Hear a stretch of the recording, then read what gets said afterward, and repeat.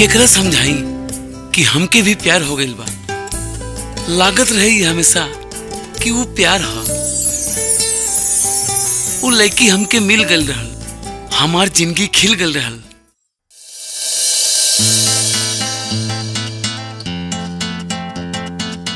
हाँ, कहाँ हुआ यार तू लोग? का नहीं आ रहल बाड़ा तू लोग? का बेवकूफी बा यार। पागल बड़ा तू लोग, हमके पहले बता देते तू लोग। हमका पागल दिखाता नहीं। औरी नहीं तका, अब का करब हम? अकेले ही घूमब यहाँ पे। अब का घरे जाता नहीं औरी का? चला रखा था नहीं, बाय।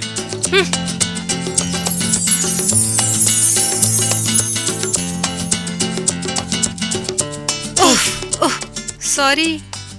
एक्सक्यूज मी रहुआ। रहुआ के याद बहुत दिन शायद हमनी कॉलेज में भी टकराइल रहनी ना। बाय द वे रहुआ शेखर, हम हैं Shekhar. This is nice to meet you. Me too. और यहाँ का घूमे आयल बड़ू? हाँ यार, घूमे तो आयल रहनी, बट फ्रेंड लोग धोखा दे दिले। सेम भाई यार, हमरो संगतिये लोग बुलौले और खुदे ना आइले। रहुआ चाहिए तो हमनी साथे घूम सकेनी। ओके, नो प्रॉब्लम। चली। ऊ पल आ गइल रहल जब हवा में संगीत खुले लागल। हवा घनेरी पेड़ में छुप के अपन राग सुनावे लगली। का भइल? हमके कुछ कहे के बात होसे। बोली ना। I love you. I love you. I love you. I love you. I love you. I love you.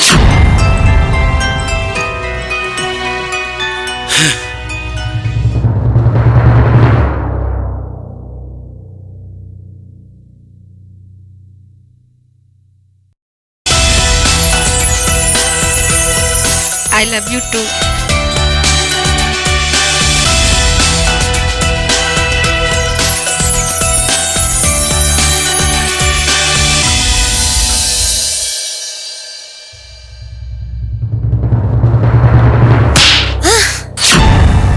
बस एकदम बस, एक शब्द भी नहीं। अब अगर वो लड़का के नाम भी ले लूता, या तो वो मरी या हम। रवा भी ना। रोबे देख रहा, ये आंसू ये अपन किस्मत में खुद लिखले बाटी, और ये एकरा पोछे के एकरा के ही सीखे के पड़ी। काहे ना चिल्लाई हम? का यही दिन खातिर हमनी एकरा पैदा कइले रहनी कि ये बड़ा होके अपन जात से बाहर कोनो लड़की से इस फरमाई और ये हमरा से ओकरा से रिश्ता जोड़े के बात करी। अरे पाई पाई जोड़ के तोके पढ़ौनी लिखौनी बड़ा कईनी, ई काबिल बनौनी कि तू अपन पैर पे खड़ा हो सका, लेकिन तू ई काबिल भी ना भइला कि तू अपन जिंदगी के हर फैसला खुदे कर सका। पर बाबूजी हम तो बस ताहार शादी केकरा से होई केकरा से नहीं, एकर फैसला हमनी करब। ताहार माई बाप, समझला? फैसला एगो आखिरी जज्बात के, एगो आखिरी एहसास के, एगो आखिरी मुलाकात के। एगो आखिरी मुलाकात जे हमने के हसीन यादगार पल के अंतिम छोर रहल। हमेशा हमेशा बदे हमने के आखिरी मुलाकात बा, द लास्ट मीट। जाने लू, हमार बाबूजी हमसे अब बातों न करेले। पहले जब भी कभी हम बाहर से आत रहली ना, तो हमेशा हमारा इंतजार करत रहले। ऐसे खुश होवत रहले जैसे उनकर केहू बचपन के दोस्त उनका मिल गईले बा। ये बहुत ही बुरा होता हमार पापा संगे। कहत रहले, कहते थे I am best friend of him. पर अब ऐसे मुंह फेर लेने जैसे। हम समझ सके नहीं, हमहू अपन पापा की इकलौती बेटी हैं। वो हमके हमेशा बेटा से भी बढ़ के ज्यादा चाहले। बचपन से ही हमार हर एक बात मान ले। जे हम चाहली वो सब कुछ दिले हमके। हमार हर छोट से छोट खुशी के ख्याल रख ले। पर अब लागत है कि जैसे कि वो हमके भुला गइल बाड़े, खो चुकल बाड़े हमके। हमनी कितना स्टूपिड बानी ना, जे हमनी के पालने पोसले, हमार हर खुशी हर गम में हमार साथ देले, जिनकर वजह से आज हम ई दुनिया में सांस ले रहल बानी। हमने उनकर प्यार और सपना के अपन जज्बात के आगे कुचल देनी, उनकर दिल दुखौनी। हमने उनकर दिल ही न दुखौनी, बल्कि उनकर फीलिंग्स, उनकर अरमान के मजाक बना देनी। अपन इमोशन में हमने उनकर सम्मान, उनकर विश्वास, उनकर आत्मा पर चोट कैले हैं। हमने स्टूपिड ही नहीं, सेल्फिश भी रहनी। फाइनली ये रहल हमनी के आखिरी मुलाकात।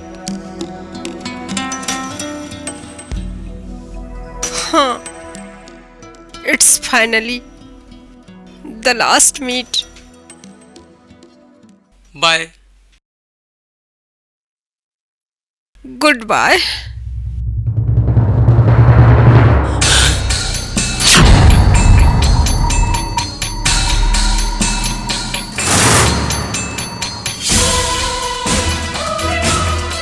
डैडी। बाबूजी आप। हम कहले रहनी ना, तू केकरा से शादी करवा केकरा से नहीं, एकर फैसला हम नहीं करब। पर तू पर बाबूजी हम ता। डैडी बस हम तारा से कहले रहनी कि लइका ना हमार जात के हो ना हमार स्टेटस के, और तू एकरा से दोबारा नहीं मिलबो। लेकिन हम तो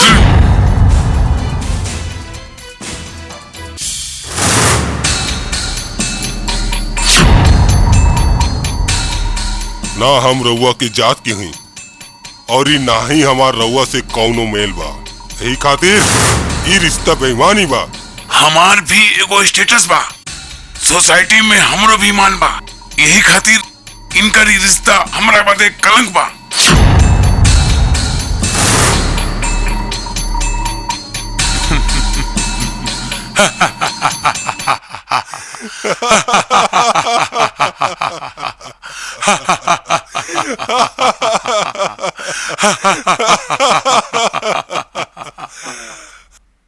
माफ कर दी ही ना, जे हमनी रउआ के बारे में ऐसा सोचनी। नहीं, माफ तो रउआ हमके करी।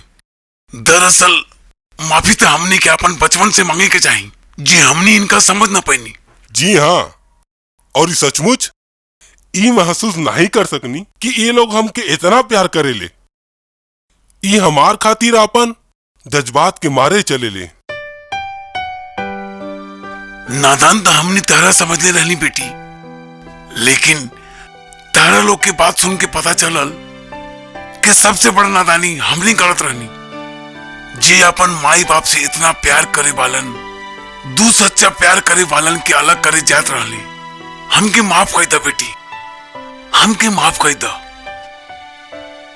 ईश्वर तू लोग जैसन बच्चा हर माई बाप के दे, जे आज के वक्त में भी ना अपन माई बाप के प्यार के ना भूलने बाड़े, और ही ना संस्कार के, और ही उनकर विश्वास के कायम रखले बाड़े। खुश रहा बेटा, गॉड ब्लेस यू। अब जात पात के कौनो परवाह नहीं। अब भाड़ में जाई सोसाइटी और ये स्टेटस। हाँ, काहे ना अगला महीना के कोनो तारीख पक्का कर दिया जाए। हाँ, अब हम भी सोचा तानी कि इनकर शादी जल्दी से जल्दी कर दिल जाए। सोचा तानी कि अगले महीना 15 तारीख। नहीं, हम तो अगला महीना के 10 तारीख सोचत रही, और ये मुहूर्त कोनो तरीका से पंडित से निकलवा ही ले। अब खुश रह बहन, कांग्रेचुलेशन, और ये हमार बहन के ख्याल रखिए। बहुते बहुते बधाई हो भाई, बधाई हो भौजी। हम जानत नहीं कि रहुआ लोग एक दूसरे से बहुते प्यार करत अड़ा। सच्चा प्यार के हमेशा जीत होवेला। रहुआ लोग हमेशा खुश रही जा, हमेशा। Bye bye, take care.